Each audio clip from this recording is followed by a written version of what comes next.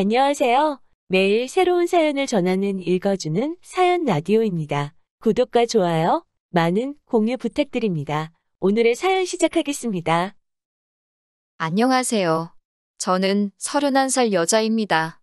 제가 비록 4년제 좋은 대학을 나오지는 않았지만 전문대 졸업하자마자 취업하고 그 누구보다 열심히 살아왔다고 자부할 수 있습니다. 취업을 하고 첫 월급을 받았을 때 갖고 싶던 것 정말 많았지만 꾹 참아내고 첫 월급 받은 그날부터 월급의 반 이상을 저축하고 월급날이 되었을 때 또 여윳돈이 남아있으면 그거는 그거대로 저금했습니다. 그렇게 열심히 모았더니 취직한 지 5년 만에 꽤나 목돈이 모였어요. 그때쯤 재개발 예정 호재가 있던 아파트를 하나 구하게 되었습니다. 제가 모은 돈으로는 모자라서 부모님 돈 합쳐 1억 5천에 구했어요. 그런데 그 집이 갑자기 엄청나게 가격이 치솟기 시작해서 지금 최고점인 시점에는 못 미치지만 부모님한테 돈 갚을 것 같고 해도 1억 5천 정도의 이득을 보게 되었습니다. 그 뒤로 투자하는 데에 재미가 붙어서 이것저것 투자하고 저축도 하고 그러면서도 돈 허투루 쓰지 않고 모았더니 제 통장에 4억의 돈이 모여 있었어요. 그리고 저한테는 오랫동안 만나왔던 남자친구도 있습니다. 같이 전문대 다니던 시절부터 연애를 했고 남자친구 군대 다녀온 뒤에도 딱히 다른 사람을 만나야겠다는 생각보다 취직했으니 돈을 모아야겠다는 생각 때문에 전역할 때까지 기다리게 되었고 그 뒤로도 별다른 싸움 없이 지내와서 10년 가까이 사귀었네요. 지금은 헤어졌으니 전 남친이네요. 남자친구는 기술이 있어서 졸업 후 저보다 훨씬 좋은 직장에 취직을 했고 월급도 제가 버는 것에 배 가까이 벌고 있습니다.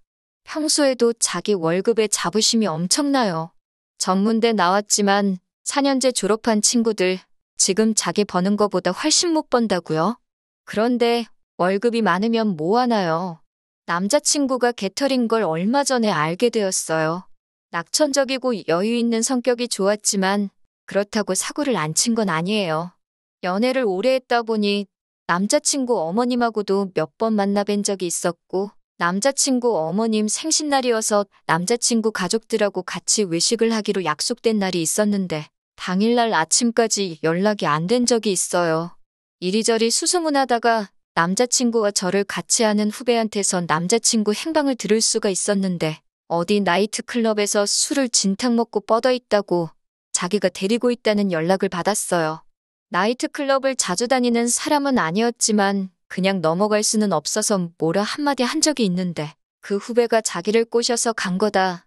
자기는 잘못 없다는 식으로 당당하게 나오길래 싸움이 크게 번진 적이 있었습니다. 애초에 나이트클럽을 왜 간 거냐고 뭐라 하니 사람이 어떻게 맨날 똑같은 것만 먹냐면서 당당하게 화를 내더라고요. 그래서 어머님 생신이고 뭐고 그때 헤어지자고 한 적이 있어요. 얼마 뒤에 울며불며 매달려 빌던 통에 그놈의 정이 뭔지 제가 헤어지자 해놓고 남자친구를 용서해준 적이 있네요. 바람을 피고 나서 당당하게 나온 거면 당연히 용서해주지 않았겠지만 같이 나이트에 있었던 후배가 진짜로 아무 일도 없었다고 선배가 생각하는 만큼 형님이 여자한테 인기가 많은 편이 아니라고 하면서 그날 정말 술만 잔뜩 먹고 고주망태가 된 사실을 말하면서 같이 가자고 꼬드긴 자기 잘못인데 둘이 헤어지면 자기가 너무 죄책감에 힘들 것 같다고 같이 비는 통에 용서해줬습니다. 남자친구를 다시 받아준 그 주 주말에 남자친구 가족들과 같이 가기로 한 외식하고 남자친구는 가족들 앞에서 2번 다시 나이트 같은 데는 가지 않겠다고 약속까지 받았습니다. 남자친구는 아래로 여동생이 2명 있고 어머니만 계세요. 아버지하고는 오래전에 이혼해서 연락 안 하고 지내고 있다고만 들었습니다. 그래서 저도 당연히 한 번도 뵌 적이 없습니다. 여동생 1명은 대학생, 1명은 대학교 졸업하고 취직 준비하고 있었는데 외식한 그날에 취직 준비하고 있던 여동생이 남자친구한테 고맙다는 말을 꺼내더군요. 알고 봤더니 그동안 여동생 대학 등록금이며 생활비까지 다 남자친구가 벌어서 해주고 있었다는 사실을 알게 되었네요. 월급이 많았지만 집안 생활비에 자기 용돈, 그리고 동생들 뒷바라지까지 해줬다니 대충 계산해봐도 모아놓은 돈이 성 많을 것 같지는 않았어요. 아무튼 저희가 나이도 나이인지라 요 근래부터 남자친구가 결혼 이야기를 자주 꺼냈습니다. 10년 넘게 만나왔다고 무조건 결혼해야 한다는 생각을 가지고 있는 건 아니지만 당시에는 그냥 이 사람과 헤어지고 새로운 사람을 만난다는 걸 상상해 본 적은 따로 없었어요. 그런데 막상 결혼 이야기가 오고 가기 시작하니까 현실처럼 다가오더라고요. 아무래도 몰라도 될 남자친구 집안 사정을 다 알아버려서 그런 것 같았습니다. 제 자신이 속물처럼 느껴지기도 했고, 그래서 결혼 이야기 꺼내는 남자친구에게 확실하게 거절을 못하고 질질 끌고 있었던 제 잘못도 있습니다.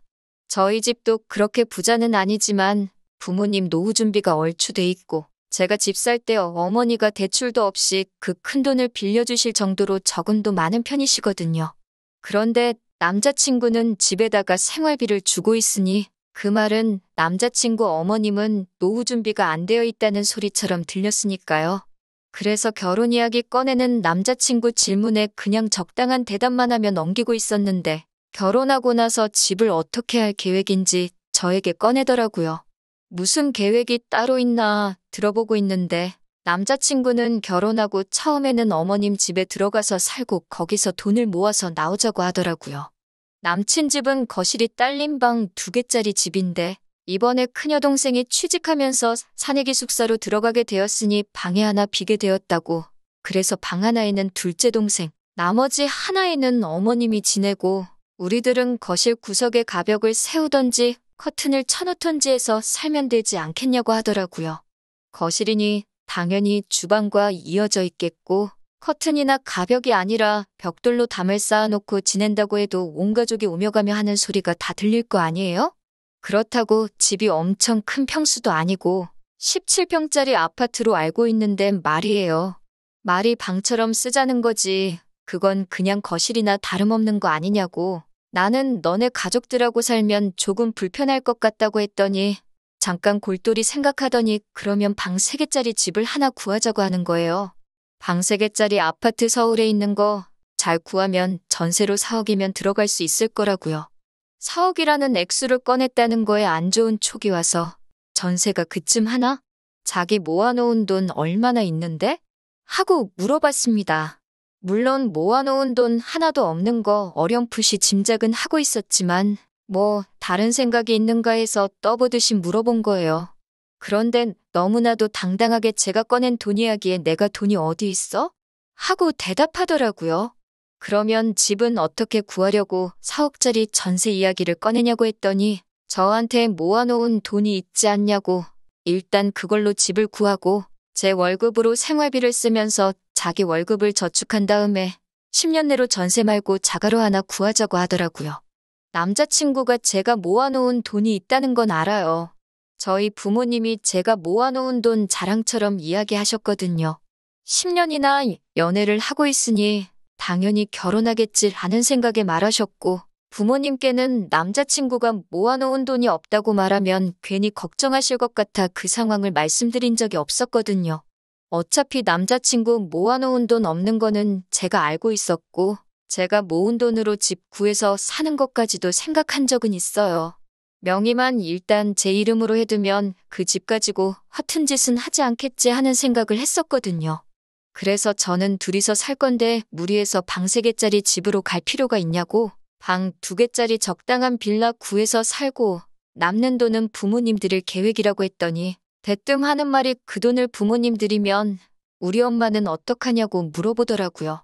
처음에는 제가 잘못 들은 건가 싶어서 뭐라고 했냐고 물어봤는데 제가 들은 게 맞았어요. 자기 엄마는 어떡하냐면서 정색하면서 저보고 너네 부모님만 챙기고 너무 이기적인 거 아니냐고 하더라고요. 방 3개짜리를 고집하는 이유는 방 3개짜리 집 구해서 자기 엄마를 모시고 살고 싶다고 하는 거예요. 그 말만 들어도 어이가 없는데 벌써 어머님한테도 말했고 어머님도 좋다고 하셨다는 말까지 하더라고요. 이미 다 자기 어머니한테 말이 끝난 상황인데 집 구해서 남는 돈을 저희 부모님한테 드리면 자기 엄마는 어떻게 하냐는 거죠. 어이가 없어서 그러면 지금 남는 돈을 자기 어머님한테 드리라는 이야기야? 하고 물었죠. 그렇게 하면 엄마가 너를 엄청 좋게 보지 않을까? 나는 대답을 당당하게 해오는데 저는 이때쯤 이 사람이 제정신인가 싶었어요. 우리 부모님 노후 자금으로 드릴 돈을 왜 너네 어머니한테 주냐고 물었더니 우리 부모님은 노후 준비가 되어 있는데 자기 엄마는 노후 자금이 없다고 하는 거 있죠? 그러니까 너네 엄마 노후 자금을 왜 나한테서 찾냐고 따지니 그러면 자기도 엄마한테 돈을 주겠다고 생떼를 쓰는 겁니다. 저도 어차피 제가 살 집만 구하면 남는 돈은 부모님께 드릴 계획을 하고 있었기 때문에 남자친구한테는 우리는 집만 생기면 처음부터 다시 모으면 되니까 모아놓은 돈 있으면 드리라고 했어요. 그러니까 자기는 모아놓은 돈이 없다는 사실을 그제서야 직접 저에게 말하더라고요. 모아놓은 게 없으면 못 드리는 거지 왜 그걸 나한테 자꾸 그러냐고 했더니 직접적으로 저한테 집 사고 남은 돈을 자기 엄마 주자는 말을 꺼내고 싶은데 말은 꺼낼 수가 없으니 그러게 어쩌지? 이러면서 능청스럽게 웃고 있더라고요. 진짜 한 대 패주고 싶었어요. 진심으로 집 구하고 남은 돈을 어머니한테 드리자고 꺼내는 말이냐고 했더니 자기는 그럴 생각이 없었다네요. 처음에 자기가 말한 대로 방 3개짜리 집을 구하면 남는 돈이 없으니 드릴 것도 없는 게 아니겠냐고요. 그래서 저는 이 사람이 자가를 포기하고 전세로라도 큰 집에서 살고 싶다는 말을 하는 걸 제가 오해한 건 줄 알고 둘이 사는데 큰 집이 뭐가 필요하겠냐고 어차피 돈 모아서 더 큰 집으로 갈 생각이면 요즘 집값 무섭게 오르는데 자가로 구하는 게 더 이득일 거 아니겠냐고요? 그랬더니 작은 집에서 살면 자기 엄마를 못 모시고 사는 거 아니냐 하길래 어머님은 자주 찾아뵙는 거로 하고 둘이서 살자고 했죠. 그러니까 또 다시 도돌이표. 그러면 집 사고 남는 돈은 어쩔 거냐고 또 물어보더라고요. 다시 또 자기 어머니 노후 자금 없는 걸 이야기하면서 우리 엄마 어떡해, 우리 엄마는 어떡하냐 이런 식으로 받아치고 있는데 정말 영원히 끝나지 않을 것만 같아서 내가 어떻게 모은 돈인데 그 돈을 너네 엄마를 드리냐고 따졌어요. 그러니까 많이 양보했다는 말투로 그러면 반반씩 드리면 되겠다고 자신있게 말하는데 속이 터져서 미치겠더라고요. 결혼하면 똑같이 부모님인데 어디 더 주고 덜 주고 차별하는 거 아니라고 가르치듯이 말하길래 마시고 있던 커피를 얼굴에 끼얹어버리고 연락할 생각 하지 말라고 말하고 집으로 돌아왔어요. 정말 드라마에서나 그러는 건 줄 알았는데 계속 똑같은 말로 사람을 짜증나게 하니 참을 수가 없더라고요. 아무튼 그렇게 헤어지고 집에 왔는데 연락이 왔어요. 반성하고 사과하려고 전화한 건 줄 알고 받았는데 대뜸 엄마가 같이 사는 건 양보하겠다고 했다면서 저보고 어떻게 그렇게 사람이 이기적일 수가 있냐고 하더라고요. 그러면서 제가 하자는 대로 하는 대신에 저랑 결혼해서 따로 돈 관리하면서 자기가 1억을 모아 자기 엄마 노후자금 드릴 때까지는 제가 버는 돈으로 생활하는 게 좋겠다고 하더라고요. 그럼 충분히 공평한 것 같다고. 그 말 듣자마자 너랑은 결혼 못할 것 같다고 각자 부모님한테 효도하고 싶은 것 같으니 내가 모은 돈으로 효도할 생각 하지 말고 앞으로도 어머님 모시고 알아서 셀프 효도하라고 헤어지자고 했습니다. 누가 누구한테 아쉬운 소리를 해야 하는 건지도 모르고 끝까지 저보고 이기적이라고 욕을 하더니 솔직히 너 내가 받는 월급이 탐이 나서 나랑 여태껏 만나온 거 아니냐고.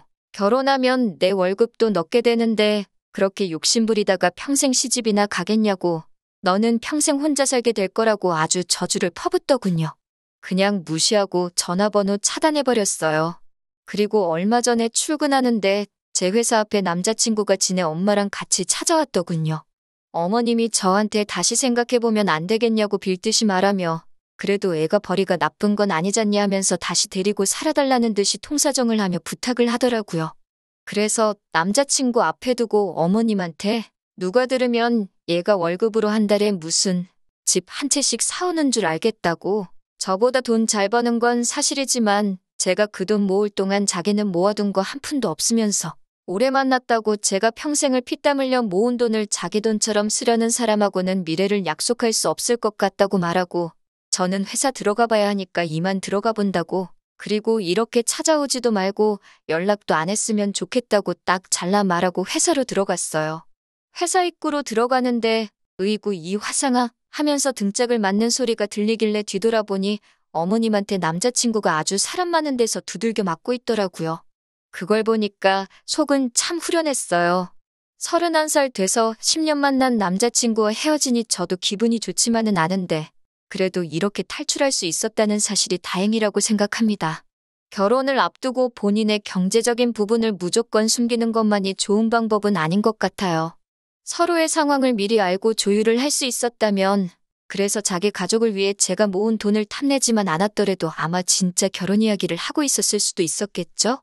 저도 보란 듯이 더 좋은 사람 만나서 행복하게 살 계획입니다. 긴 이야기 들어주셔서 감사합니다. 오늘의 사연은 여기까지입니다. 구독과 좋아요, 알람 설정해주시면 앞으로 더 좋은 사연으로 찾아오겠습니다. 감사합니다.